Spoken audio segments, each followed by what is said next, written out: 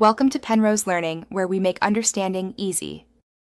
You have the sheet ready. Start by selecting the exact ranges or tabs you need exported. Open File Print or press Ctrl plus P to access print settings immediately. Once there, set the print area and check for protected cells that block printing. Make sure to choose orientation and scale. Fit to width is usually best for wide tables, and pick margins.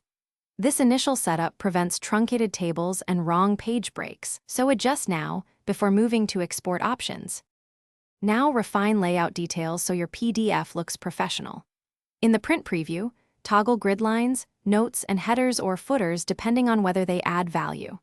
Select paper size and set custom page breaks where long tables cross pages. Once done, adjust scale as a percentage for consistent column widths.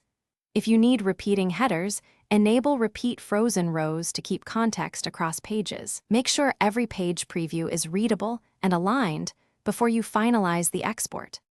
Export by choosing Save as PDF or Export from the print dialog and select whether to export the current sheet or the entire workbook.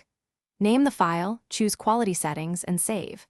Once exported, open the PDF to confirm pagination, legibility, and that charts render correctly. If something went wrong, reopen the sheet, recheck margins, hidden columns, and the scale setting, then re-export. A common troubleshooting tip: if columns shift, set a fixed scale percentage and reapply custom page breaks before saving again. Thanks for watching. If this was helpful, leave a like and consider subscribing. See you next time.